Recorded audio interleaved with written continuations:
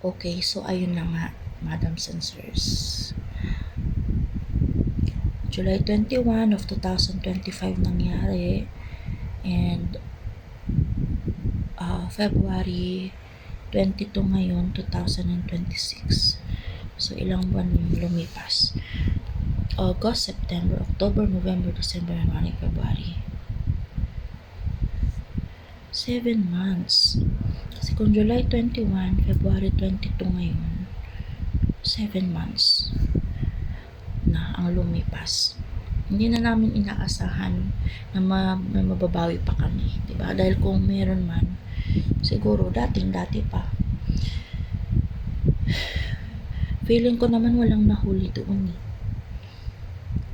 Binalik-balikan naman yun ng partner ko para, syempre, updates, ganyan. At yung mga police, alam nyo, nagpunta rin dito yung mga yun. Kasi nag-investigate din sila eh. Tanong-tanong sa mga kapitbahay, ganyan. Pero alam nyo, itong lugar namin is suki na talaga kami ng mga magnanakaw dito. Ako ay 25 years na nakatira sa lugar na to. Hindi ko na mabilang kung ilang beses na nagkaroon ng pangyayaring nakawan. Pero kasi talagang easy lang din sa kanilang makapasok sa lugar na to eh. Tahimik kasi dito. Sabi nga sa akin nung isa sa mga tanod sa barangay, ay hindi ko alam kung tanod siya. Basta doon siya na naka-assign basta siya yung nag-interview sa akin. Hindi ko alam kung ano siya doon. May ma'am, suki na kayo dito.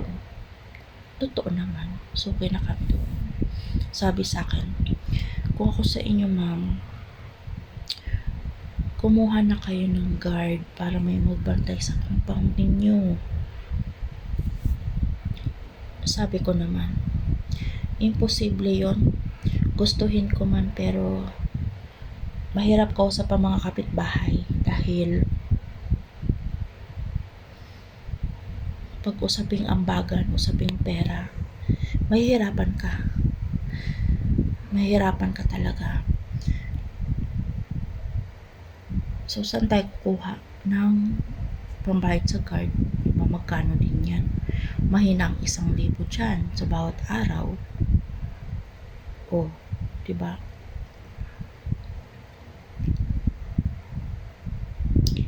So, ang nangyari niyan is na-report na lahat-lahat.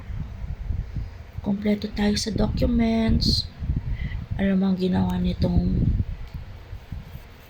opisina nila, partner, pinagbayad pa rin siya. Pinabayaran sa kanya yung gadget na nawala. Medyo mahal siya. Hindi ko na lang sabihin kung magkano.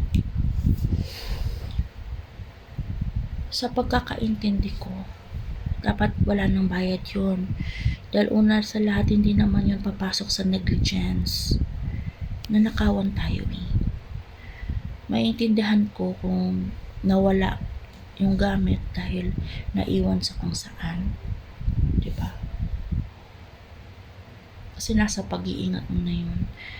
Ibang kaso kapag napasok ang bahay mo, nalooban kayo, nanakawan kayo, hindi na dapat yun, hindi na yung kasama sa negligence o kapabayaan. So, dapat hindi na lang nila yung pinabayaran. So, ang nangyari, itong kawawang si partner, tamang-tama ay nagkaroon ng panibagong project. Ang hirap, ang sakit dahil yung mga sinahod niya is napunta lang sa pagbabayad ng tablet na kasama doon sa mga nawala. Di ba napaka inconsiderate nila? Kompleto na sa reporting, malinaw, maliwanag, legit. Hindi man lang sila naawa. Diba? Ang hirap nun. Parang, Hirap ng buhay namin, ang dami nawala sa amin. Laptop, tablet, cellphone, pera. Tapos ganyan lang ang gagawin nyo.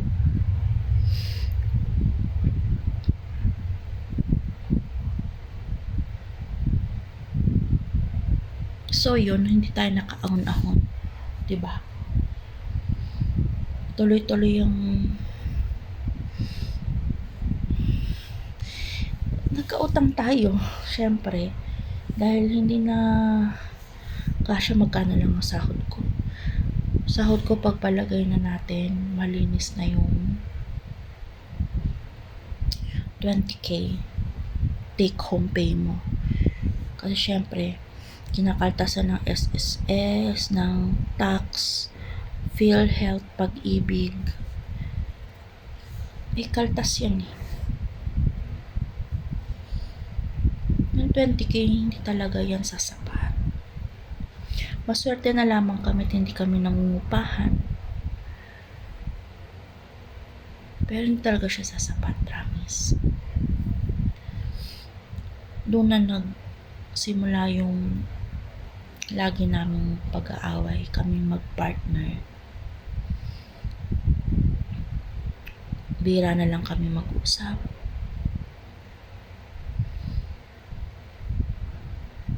Bihira na lang. Alam mo yun, nagkaroon talaga kami ng problema. Kasi ako syempre, may sarili akong na ways para i-ano mo yung sarili mo, kung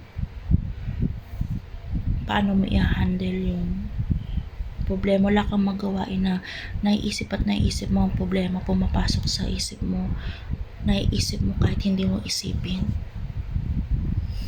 Iba kasi dating pag perang pinag-uusapan, problema talaga siya pag wala ka noon.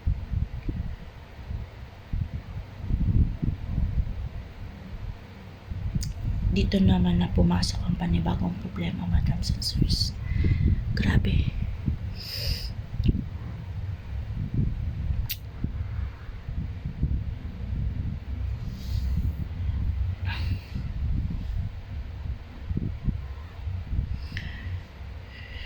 Nagkaroon ng parang sideline sa pagkakaintindi ko itong si partner, nagbenta siya ng kung ano-ano, chicken pastil, bagoong, peanut butter, mga kung ano-ano. Inaalok niya, alok sa mga kapitbahay, sa mga kakilala, deliver dito, deliver doon. Sabi, business daw nila yon, ng kaibigan niya, ng kawork niya. Sila daw ang nagluluto nun.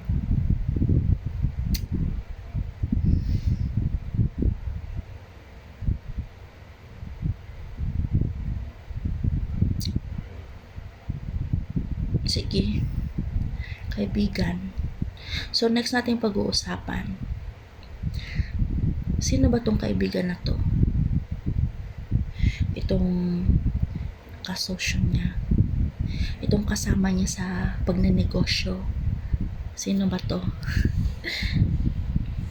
Panibagong problema nga nasabi ko sa inyo, kukwentuhan ko kayo sa next video natin. Medyo into ngayon itong usapin na to ngayon. Hindi lang medyo in talaga. Marami tayong napanood na balitaan na pagchismisan na tungkol dito. At nangyayari talaga siya. Grabe. Dahil nangyari siya sa amin, na-experience ko siya. Ang tindi nito. Kukwentuhan ko kayo sa ating next video. Diyan muna kayo, Madam Sensors. Dahil mas nakakagigil pa to kesa dun sa nangyaring nakawan Okay. Diyan muna kayo, Madam Sensors. See you on my next video. Bye muna.